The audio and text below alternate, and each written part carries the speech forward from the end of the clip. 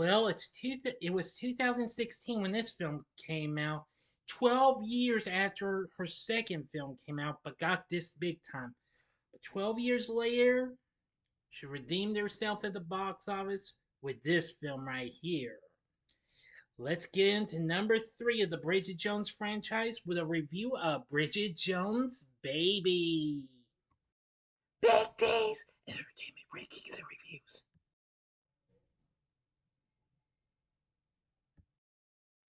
So, greetings, my fellow YouTubers, and welcome to Big D's Entertainment Rankings and Reviews.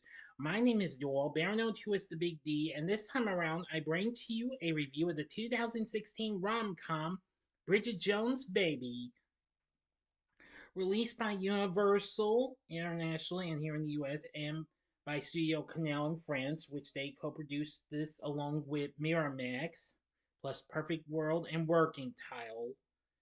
This, of course, brings Bridget Jones back after a 12-year absence. The third overall installment, once again starring Renee Zellweger as the titular character.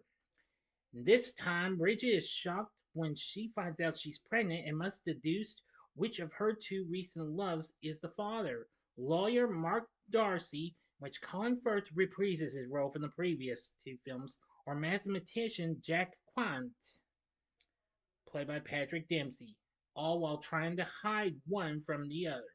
The film was released in the US and in the UK on September 16, 2016, just after it premiered at the Odeon Leicester Square. And a few weeks later, the following month, it came to France. Well, this also marked Zellweger's return to the screen after a 6-year hiatus as well. While unlike the previous films, this got much better response than the last film, although it didn't make as much as the others, but nevertheless, it still did pretty well. First, if you haven't seen my reviews of the first two Bridget Jones films, which actually the first two would be, well, one would be a re-review of the original, click on that card and it'll take you to my playlist, because I've fixed up a brand new playlist, so that way I'll be ready to give you this and a review of the brand new one coming up later this week in the form of Bridget Jones' Mad About the Boy. Okay, here we go. On her 43rd birthday, Bridget Jones attends the memorial of her ex, Daniel Cleaver, presumed dead after a plane crash. She sees her other ex, Mark Darcy, with his wife, Camilla. Bridget now works as a television producer and is close friends with co-worker Miranda. After spending her birthday night alone, Bridget decides to embrace single life, accepting Miranda's offer to go to a music festival where she meets a handsome man, Jack, after she falls into mud. That evening, a drunk Bridget crawls into his yurt, thinking it is hers and Miranda's. He invites her to stay, and they have a one-night stand. In the morning, waking alone, Bridget leaves, unaware Jack is out getting breakfast for them. Returning home, Bridget goes to her friend Jude's new baby's christening, where she is the godmother and Mark has been asked to be the godfather at the last minute. He tells her he and Camilla are divorced and Camilla was only at the funeral for moral support. Realizing they are still in love, Bridget and Mark spend the night together. Bridget exits before he wakes up, leaving a note telling him she fears reconnecting will repeat their past mistakes. Weeks later, Bridget discovers she's pregnant. She decides to keep the baby despite being single. After a visit to Dr. Rawlings' clinic, she realizes the father could be Mark or Jack. She is unable to contact Jack until Miranda spots him in a TV ad and discovers he's a billionaire mathematician known as Jack Quant, creator of a dating website. Miranda and Bridget conspire to have Jack as a guest on their news show to get DNA samples. Although Bridget tries to stay incognito, he recognizes her and asks why she left after their night together. She apologizes, blurting out that she's pregnant without mentioning Mark. Initially taken aback, Jack later throws himself into the role of father. Bridget also tells Mark the news. He's so thrilled that she cannot bear to tell him about Jack. Dr. Rawlings proposes an amniocentesis DNA test. But Bridget decides not to, as she fears the risk of miscarriage. Bridget invites Jack to a work event and is startled when Mark also shows up. The three go out to dinner, where Bridget finally admits she is unsure who the father is. Although disappointed, Jack takes the news well, but Mark is upset and walks out, though he eventually becomes supportive. Mark and Jack eventually become jealous of each other's bond with Bridget and try to one up each other. But rest assured, they didn't get into no fight like the others and what have you. They pretend to be in a gay relationship to avoid the embarrassment when the trio attend paternal classes. Not paternal, I mean prenatal, my mistake, which irritates Mark. He becomes increasingly envious of Bridget and Jack's close relationship and is devastated when Jack lets Mark believe he and Bridget had sex without condoms, making it more likely for Jack to be the father. Mark leaves, ignoring Bridget's calls. Jack asks her to move in, but he eventually confesses what he told Mark. Upset, Bridget rushes to tell Mark, but seeing his wife arriving at his house, she walks away. Now for the ending, you know the procedure. You got 5 seconds to stop this video immediately. Go to the description box below, fast forward to the time below. As I count down now, if you've seen this movie already, please continue. Okay, you've been warned. 9 months into her pregnancy, Bridget finds herself locked out in the rain. Mark arrives and breaks into the flat for her. He tells her his wife was at his flat to pick up the last of her things. Just as they are about to kiss, her water breaks. When his mobile rings, Mark romantically throws it out the window, leaving them without means to call help. They eventually make it to the hospital with help from Gianni, the pizza man, and Jack. Later, Jack apologizes to Mark for his behavior. Bridget gives birth to a healthy baby boy whom she names William, and her friends and parents visit. Her mother, coming from a parish council election she had just won, with Bridget's help in liberalizing her platform. Dr. Rawlings takes Mark and Jack away to perform the DNA test, and they genuinely wish each other luck. A year later, Bridget marries Mark, baby William's father. Jack is a guest, showing no sign of resentment or jealousy, happily playing with William.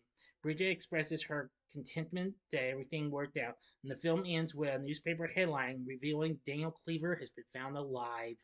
End of story. So, what did I think of Bridget Jones' Baby? Well, I'm gonna say it's a nice little continuation, what have you. Now, although this was released 12 years after the last film was released, I never thought we would actually get another Bridget Jones film. But eventually we did, and I did recall going to see this film, since this was the time I had gone to the movies to see these. And I thought, yeah, it's not too bad and what have you. Well, it got positive reviews, unlike the last film. And this, no, the film didn't quite make as much as the other two films did eventually, but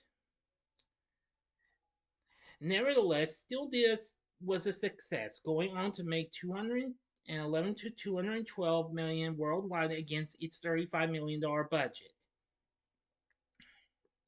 Even got nominated for a European Film Academy Lux Award and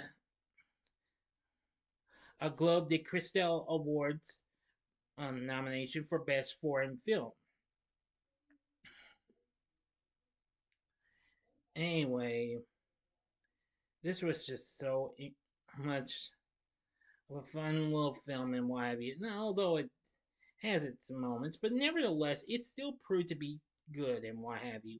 Rotten Tomatoes was much more easy on this, giving this a 78%, saying this film might be late on arrival, but fans of the series should still find its third installment a bouncing bundle of joy. And yes, I couldn't agree more. Metacritic is kind of mixed on it, with 59 on the score, and Cinema Score gave us a grade of a B plus. Now there were other films. Well, not films. It did get nominated for a Diversity in Media Award for Movie of the Year. And it did win the ASCAP Film and Television Music Award for Top Box Office Movie, as well as an EDA award for the AWFJ Hall of Shame, where it went to Sharon Maguire, who, of course, was the director of the film. Yes.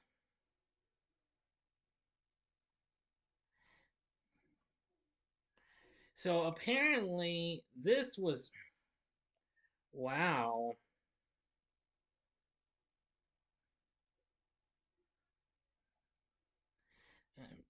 Who actually, Maguire actually directed the first film, and she does a real good job on it. Craig Armstrong does the film's score, and I'm going to say that was pretty good too.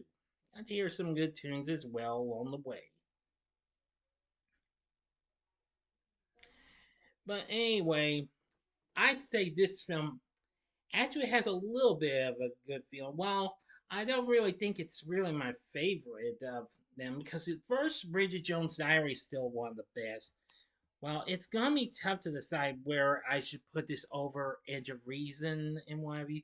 I'd say that's a possibility. Now, even though Edge of Reason may have had tons of craziness and what have you, but well, that's gonna be tough to decide.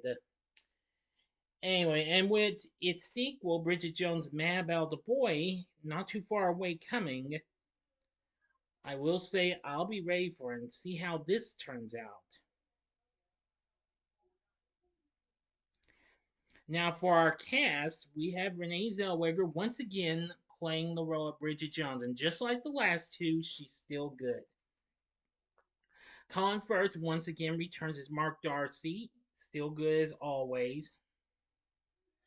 Now, of course, some other characters from the previous films return. We have Charlie Henderson as Jude, and hang on just a second, I'm trying to find some more. Sally Phillips as Sharon, aka Shaza, and Neil Pearson as Richard Finch, and uh, and James Callis as Tom. Jim Broadbent and Gemma Jones return as Bridget's mom and dad. Let's see, and we have K.L. Flynn as the manager of Hard News, which Bridget works for, Alice Peabody. She's pretty good. And Emma Thompson plays a new character created exclusively for the movie, Dr. Rawlings. Anyway, this has lots of other pretty good cast members. Most of them I'm not too familiar with, but still. Oh yeah, and just watch closely. Ed Sheeran has a cameo in the film as himself. So anyway, I think Bridget Jones' Baby, I think is a nice little film and what have you. It has its moments, but still, I think it's a pretty good step up from Edge of Reason. But you don't have to take my word for it. But I like them all now. I'm starting to like the two sequels a little bit than I'm used to. But anyway, well, when I saw Bridget Jones' Baby in the theater, I thought it wasn't too bad. But anyway, with everything said, the cast still is great, even with a few new additions, and its story's not too bad, which was written by Helen Fielding, Dan Mazer, and Emma Thompson. Yes, Emma Thompson also co-wrote the screenplay, and of course, Helen Fielding, of course, is the woman behind the Bridget Jones book series herself. So anyway, I thought this was really something, and it's a pretty good sequel. So would I recommend Bridget Jones' Baby? I'd say yes. Only if you're a hardcore completionist, I would recommend you give it a one-time watch. So anyway, this is just such a nice little film to watch. I hope for the best Man About the Boy when it comes to Peacock this week. Now, of course, it will come to theaters overseas, though, but not here in the US, in which it is a shame that's a bit of a disappointment for us. But I hope for the best that this new film turns out to be a good one. So anyway, what did you think of Bridget Jones' Baby? Let me know in the comment section below. If you like this video, consider clicking the like button, subscribe, and be a part of the Big D Nation. Continue to help support my channel. Make it grow and make the views grow. Tell all your friends about my channel. Give them to know me. May they like to be a part of my Big D Nation. And share my vids with your friends if you like. And next time we will have the me reviews vid. I accidentally mentioned was going to be up last night, but it will be up in the next one, which again, I am extremely sorry. I was just too tired. So if you like this, check out my reviews for some of these other films. In the upper left hand corner is my review of Bridesmaids. The upper right hand corner is my review of Meet the Fockers. Or if you would like maybe something else, maybe, but it might involve guys in a few ways. Check out my review of Wedding Crashers in the bottom left hand corner. And the bottom right hand corner is the button you can click to subscribe. If you like rankings and reviews on movies, TV, music, video games, etc., then I'm your guy. Thanks for watching. Until next time, I'm the Big D saying, see ya.